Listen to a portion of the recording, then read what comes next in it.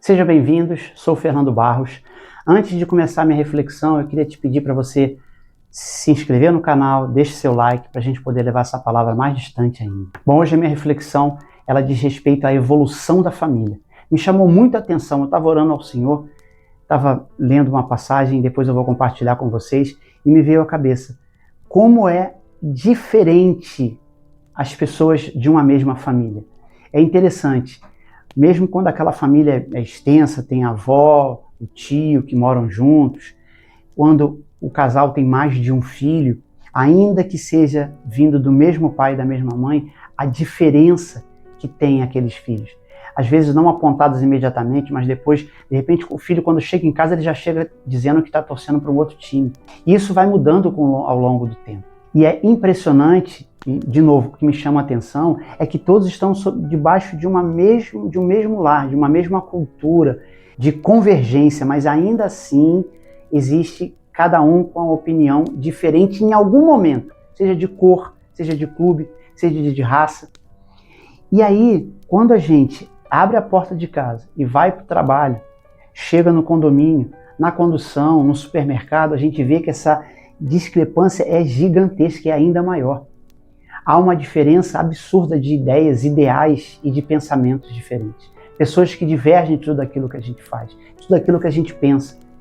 E quando acontece de ser um pouco parecido, vira o nosso grande amigo. Nossa, você pensa igual a mim, você vai ser meu amigo. E quando acontece do primeiro erro, do primeiro problema, vai embora, sai fora. Não gosto mais dele. Ele falou uma coisa que não me agradou. Só que a gente deixa de amar ao próximo como o próprio Senhor pediu que fizéssemos. Talvez essa seja uma das coisas mais difíceis.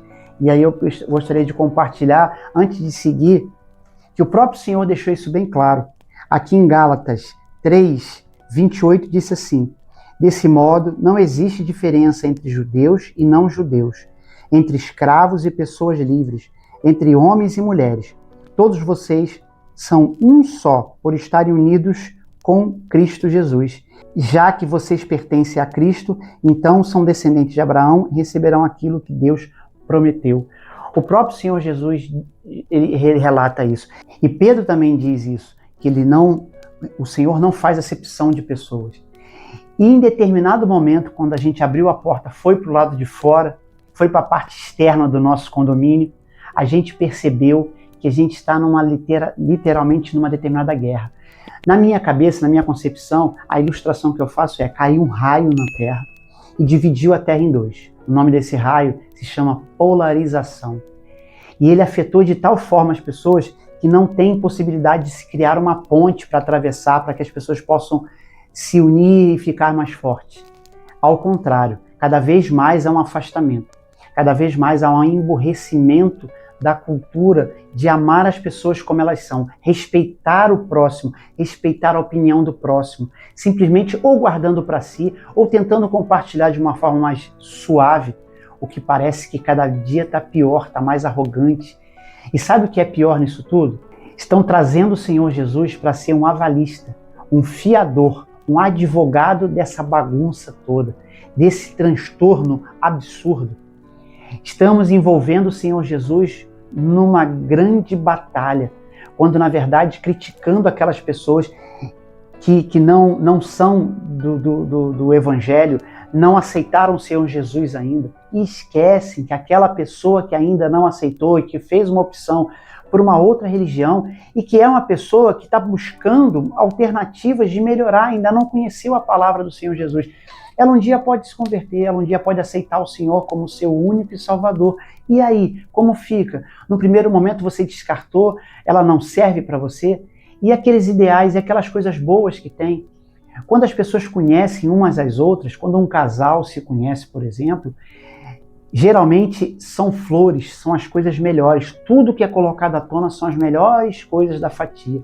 E depois, aos poucos, vão se mostrando coisas ruins ao ponto de vista do outro, não ao seu ponto de vista. E aí começam as brigas.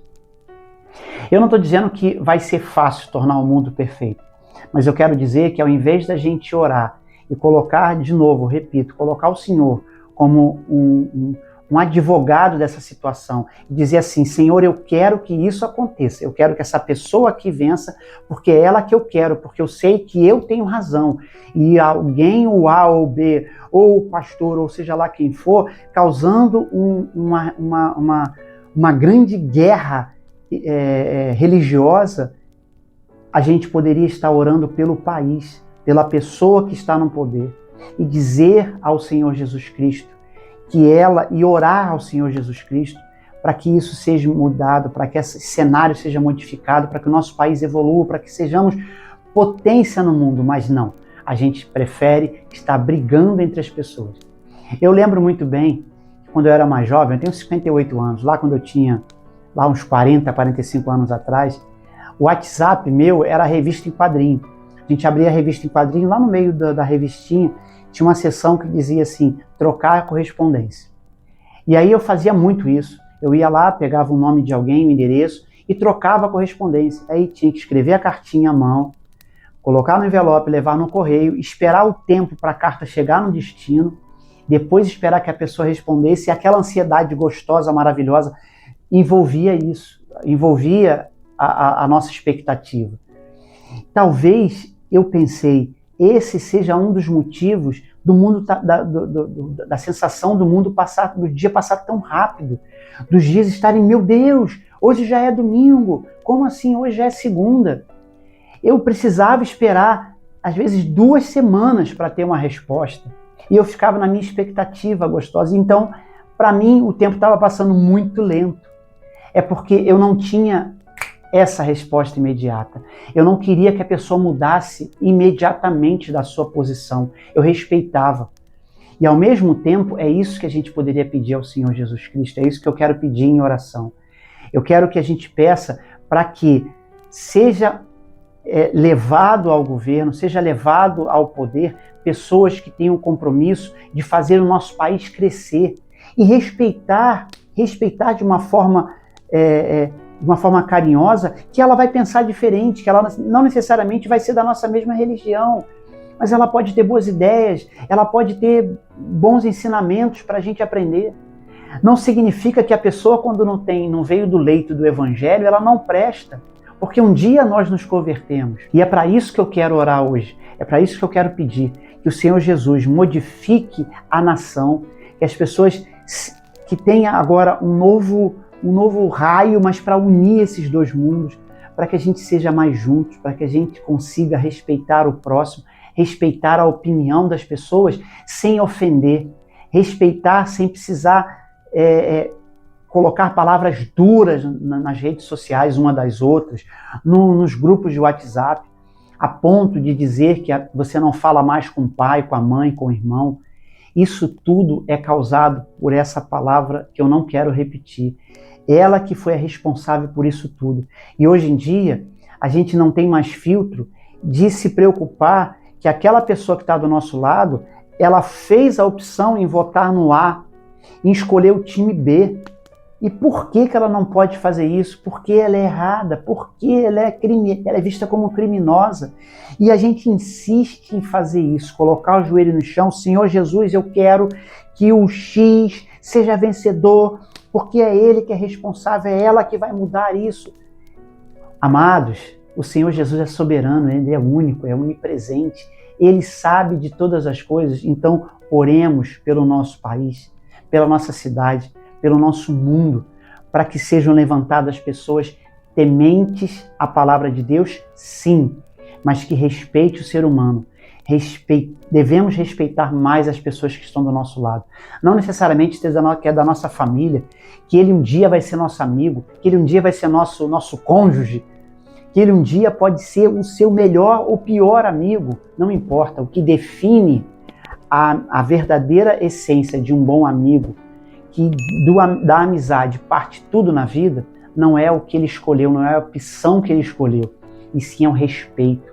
É o respeito porque eu posso ter uma opinião formada e tenho meus motivos, e você tem os seus motivos.